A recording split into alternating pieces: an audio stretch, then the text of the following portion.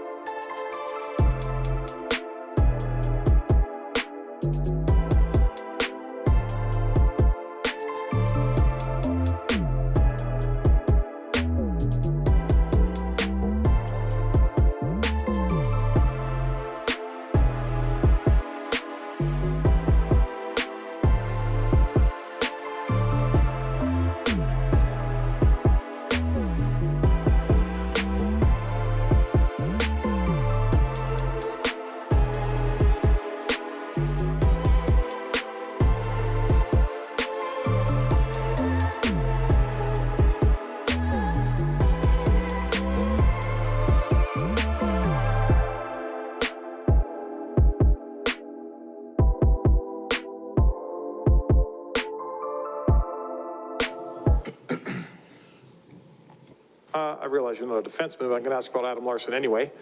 I find that players, once they've been in the league a while, they're sort of all built from pieces of guys they played with, and they learn something from this guy and something from that guy, and, you know, everyone has a cruise experience that way. What would you say that, having played a little bit with Adam Larson, what would you take from that? What did you learn from him, the way he plays the game?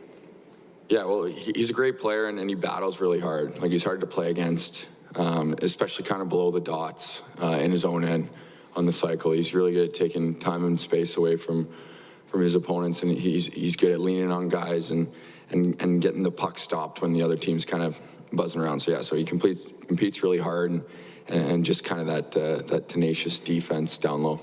Those sound like attributes that are very valuable in the playoffs, particularly. In his absence, does this team now have to take, you know, that experience and the new guys they've got and the growth among all you guys that are still here and try to apply some of those things when the games get tough? Yeah, I think so. I think that's the nature of pro hockey too. There's a lot of turnover every year, and you know, we're preaching defending hard throughout the entirety of our lineup, and so it's something we got to do by committee. It's got to be part of our identity.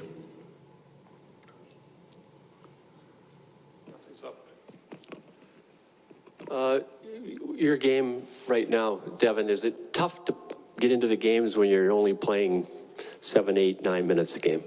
I mean, you try not to think of it that way. Of course, we'd all love to play, you know, 15, 20 minutes, but each guy has different roles on this team, and the guys towards the lower end of our lineup, we're embracing those roles. So you find different ways to contribute, and you know, you make sure you're talking on the bench, keeps you engaged, and regardless of when you get out there, you got to find a way to make a positive impact on the game. So you don't think about that too much, to be honest.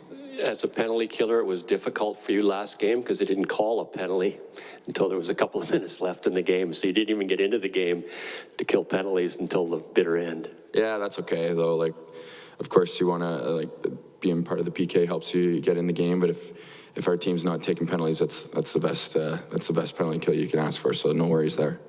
Thank you. Devin, just wanted to ask you about that identity that you guys are developing here. The talk is obviously the top end guys are still the top end guys, but they have more support this year. I guess you take pride in that, and I guess how are you seeing this kind of develop as this year goes along? For sure, yeah. I mean, there's no secret how incredible some of the guys on our team with the skill they have and the way they can produce offense consistently. But as a group, we talk about putting our work first and making sure we're getting in on the forecheck, and like a lot of teams, they play a similar way nowadays, which is playing fast and getting in hard on the forecheck. So if the entire group's doing that, it gives everyone, but especially the big guys, more time to utilize that skill. So you put the work first and get the puck back, and then all of a sudden you see that you got more time and space to make plays out there. You got 3 games this week, I guess. Can you just give me a thought on how take it one at a time, obviously, but how do you look towards the whole week and say, okay, we got to prepare this way and this way and this way for the entire week? Yeah, it's a big homestand. Everyone likes to defend home ice. Big week, big month, but as you said, as cliche as it is, you really have to take the day in hand and make sure you're preparing, whether it's a game day or a practice day, and moving forward and developing your personal game, but also our team game, and focusing on the task at hand. But yeah, we know the schedule that's coming ahead, and it's going to be a grind, but all we have to focus on is tonight. Hi, Devin. Daniel Nugent-Bowman with The Athletic. I'm just curious, you kind of stumbled into the year with the injury and getting going and stuff. How did you how was that process like getting going for you and ultimately getting into the lineup after a couple games off? Yeah, it's been good. It was obviously unfortunate that came up and the timing of it. But no, I feel good, and you want to just keep the momentum you built during training camp, keep it going into tonight and throughout the rest of the month. But yeah, you just keep building your confidence, and the body feels good. So it's all good there. Last year you had a chance to play center and wing and kind of rotate around. This year primarily at center. Is there a difference there for you? How have you had to adjust your game, primarily staying in the middle? Well, there's more responsibility in your own end for sure, so you have to make sure that's getting taken care of. But once you get in the forward check and even in the neutral zone, you're kind of just filling lanes. So there's not too much of an adjustment there. When you're playing wing, you have to make sure you're winning your wall battles on the breakout. So those are probably the two biggest things. But yeah, I've kind of been bouncing around between center and wing my whole career, so it's all good. And having a chance to play with a lot of different wingers there on the fourth line, how do you kind of go about approaching your game on a nightly basis when you've playing with a lot of different guys? I think you just have to focus on your own game. Like, so for me personally, I just got to make sure I'm moving my feet and doing the things that contribute to me having a good game, because the line mates we have, they're all great players. We have a really deep group, and we're going to need everyone this year. So I got enough to worry about with my game and making sure that's in order. So regardless of who you're playing with, it's all good. They're going to be good players beside you. Thanks.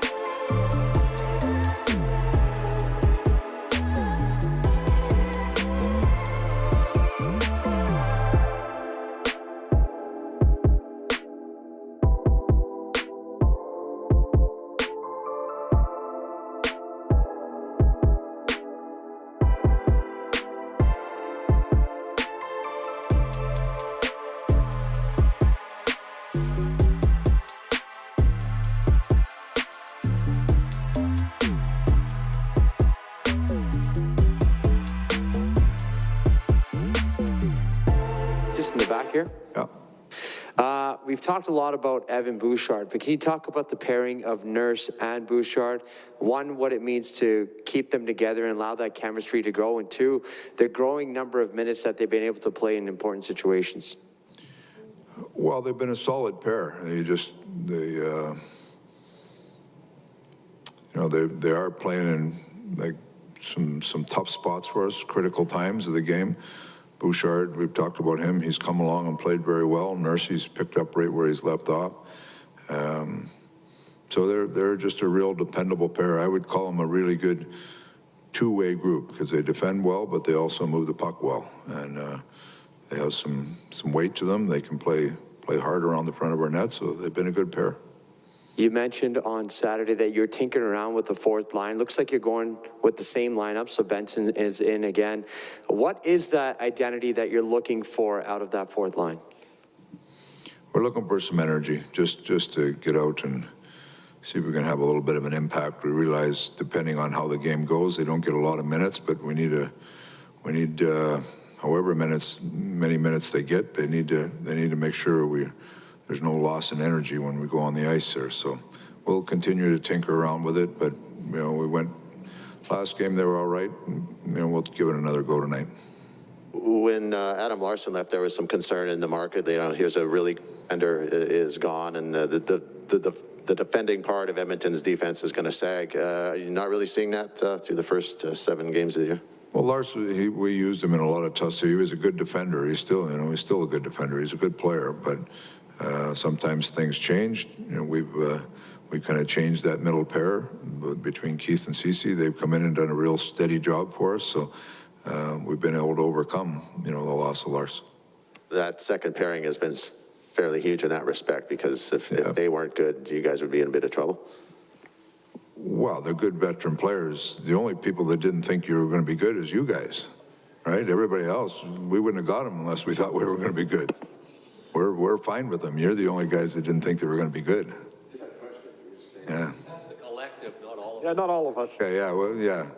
It's just like when you guys throw things out there, it's not everybody. You're speaking for collective, not everybody. Dave, you played against Kevin Lowe, whose number go in the rafters. I guess, tell me what it was like. What kind of defender was he to play against?